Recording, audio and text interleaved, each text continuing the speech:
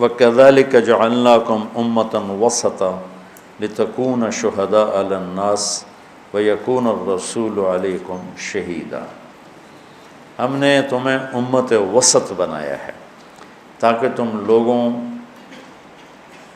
کے سامنے لا الہ الا اللہ کی گواہی دے سکو اور اللہ کا نبی تمہاری گواہی دے سکے۔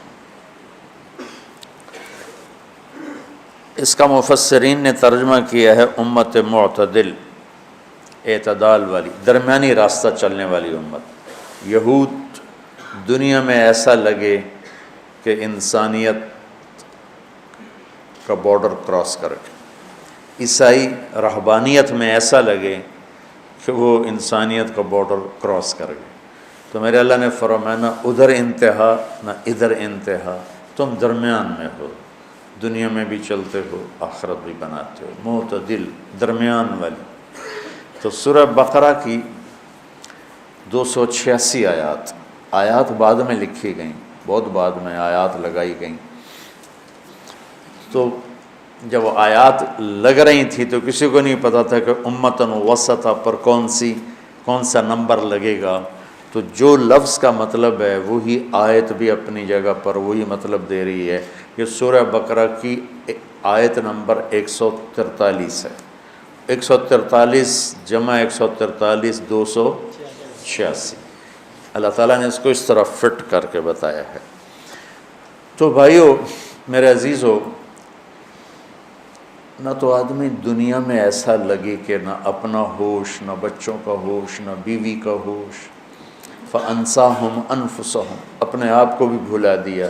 یہ اللہ کو چھوڑ دینے والے جہان میں اس طرح لگ جانا، اور پھر آنکھ بند ہوئی اور ہر شے اوروں کے حوالے کر کے چلے جانا، بہت بڑی نادانی۔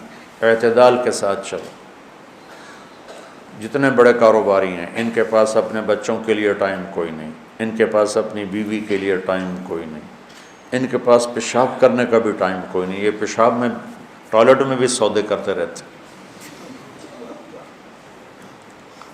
یہ بدنصیب ہیں، ان کو صرف ایک نشہ ہے کہ اتنا بڑا کاروبار ہے، اتنے ایسٹس ہیں، اتنی پراپرٹیز ہیں، اتنا بینک بیلنس ہے، لیکن ان کی زندگی کی جو کوالٹی ہے وہ اتنی گندی ہے کہ ایک مزدور بھی اس سے اچھی زندگی گزارتا ہے۔ وہ ٹانگ بٹانگ رکھ کے مائیے گاتا ہے۔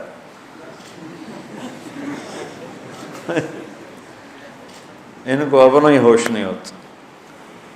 گھر میں میٹنگ ہو رہی، بیڈ روم میں میٹنگ ہو رہی ہے، اس سے فون کے ذریعے کھانا کھا رہے ہیں، میٹنگ ہو رہی ہے۔ ایک بہت بڑی پارٹی ہے، اچھے نیک لوگ ہیں، تو ہم کھانے پر اکٹھے تھے۔ کھانے کا پہلا لقمہ ہم نے لیا، اس کا فون آ گیا، اس نے فون یہاں لگایا اور ادھر کھانا۔ کوئی 35 منٹ وہ فون پہ لگا رہا اور کھانا بھی کھاتا رہا۔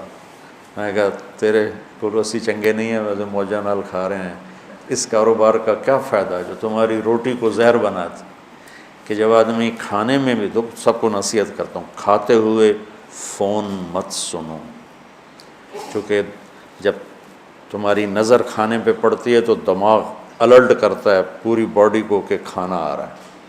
جب ناک میں خوشبو جاتی ہے تو دماغ الرٹ کرتا ہے کہ کچھ کھانے کو آ رہا ہے۔ جب انگلی ٹچ کرتی ہے تو پیغام جاتا ہے کہ روٹی آ رہی ہے، گوشت آ رہا ہے، پکوڑا آ رہا ہے، سموسہ آ رہا ہے، انگلی کا ٹچ کرنے سے۔ اور پھر جب وہ معدے کو وہ حکم دیتا ہے کہ سموسہ آ رہا ہے، اس کے مطابق فٹ ہو جا،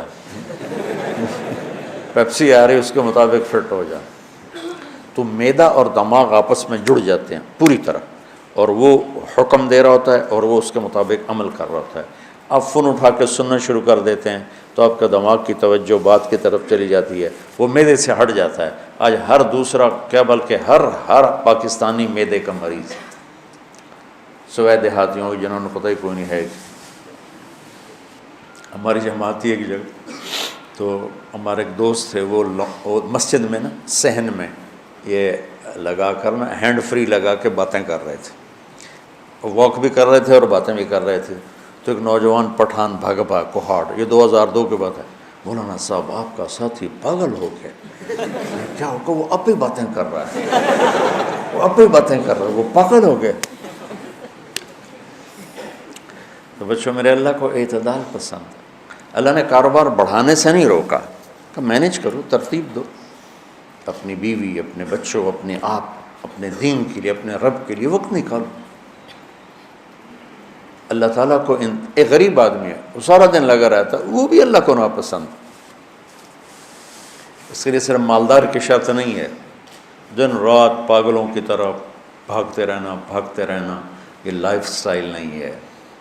آپ ان کی بڑی گاڑیاں دیکھ کے پر حیران نہ ہوا کر کہ کیسی مزے کی زندگی. یہ ہم سے بہت تھکی ہوئی لائف گزارتے، بہت تھکی ہوئی زندگی ہوتی ہے جو دنیا میں ایسے پاگلوں کی طرح بھاگنا شروع کر دیتے ہیں اور بڑھانا شروع کر دیتے ہیں.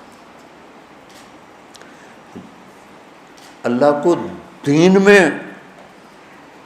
انتہا پسندی اچھی نہیں لگتی، دنیا میں کہاں سے لگے گی جہاں چھوڑ کے مر جانا. دین میں 3 صحابہ نے جب اللہ کے نبی کا حال سنا گھر کا تو کہنے لگے میں شادی نہیں کروں گا. بڑا اچھی نیت کی ہے. انہوں نے کہا میں روزہ نہیں چھوڑوں گا ساری زندگی. بڑی اچھی بات. انہوں نے کہا میں رات کو سوؤں گا نہیں، ساری رات تہجد پڑھوں گا. واہ جی واہ، کیا کمال ہے، کتنی بڑی بزرگی ہے. یہ کہہ رہا ہے شادی نہیں کروں گا، ایک کہہ رہا ہے روزہ نہیں چھوڑوں گا، ایک کہہ رہا ہے سوؤں گا نہیں. اللہ کے نبی کو پتہ چلا تو آپ نے بلا کے ڈانٹ پلا دی. تو مجھ سے زیادہ اللہ سے ڈرنے والے. اس انتہا پسندی کا نام اسلام نہیں ہے. اور ہمارے ہاں چونکہ صوفیاء کرام رحمۃ اللہ علیہم وعلیہم الصلوات و تسلیمات، ان کی وجہ سے اسلام آیا ہے. وہ عبادات میں بہت ایکسٹریم ہوتے تھے، تو ہمارے اندر بھی اسلام کا تصور یہی قائم ہو گیا ہے کہ نفل بہت پڑھتا ہو، مصلی سے اٹھتا نہ ہو اور مسجد سے باہر نکلتا نہ ہو. بھائیو، صحابہ سے بڑھ کر تو کوئی ولی نہیں نا. وہ کھیتی باڑی بھی کرتے تھے، وہ تجارت بھی کرتے تھے، وہ دہاڑی دار بھی تھے، وہ بڑے بڑے تاجر بھی تھے، وہ حکمران بھی بنے، وہ سپہ سالار بھی بنے. اور موجیوں کی شادیاں بھی، مغیرہ بن شعبہ نے کوئی 80 شادیاں کی.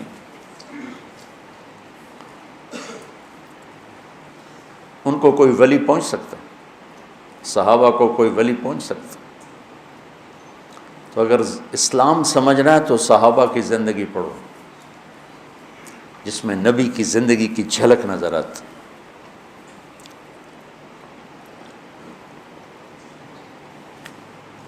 ہر سخت مزاج کے لوگ بھی ہیں، نرم بھی ہیں، ہاسے والے بھی ہیں، جوک کرنے والے بھی ہیں.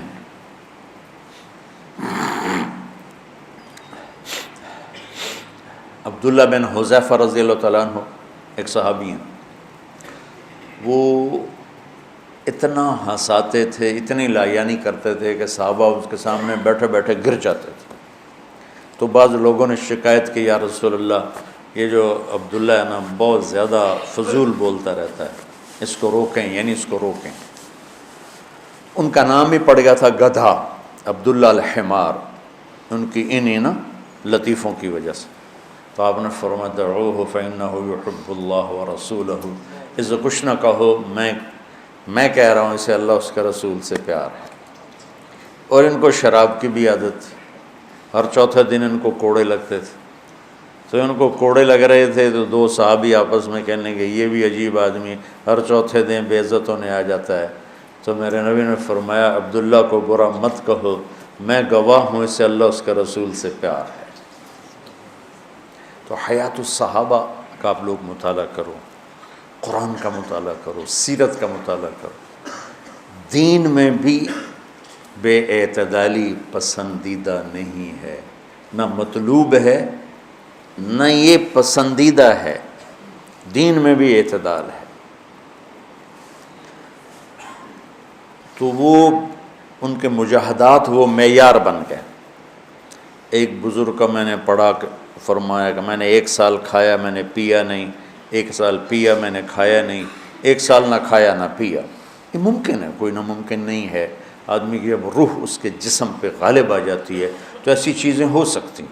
ایسی چیزیں، ماں کے پیٹ میں بچہ 9 مہینے ہوتا ہے، زندہ ہوتا ہے، تو اس کے منہ سے تو کوئی چیز اندر نہیں جا رہی ہے. تو انسان میں اللہ نے یہ طاقت رکھی ہے، جب اس کی روح اس کے جسم پر غالب آ جاتی ہے تو تو وہ چھوڑ دو، اسے کچھ بھی نہیں ہوگا۔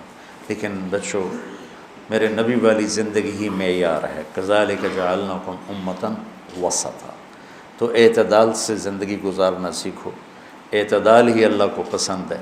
دوسرا اس سے جو مطلب جڑتا ہے وہ ہے جو امام ابن جریر نے نقل کیا ہے کہ تم امت واسطہ ہو۔ واسطہ ہو کس کے؟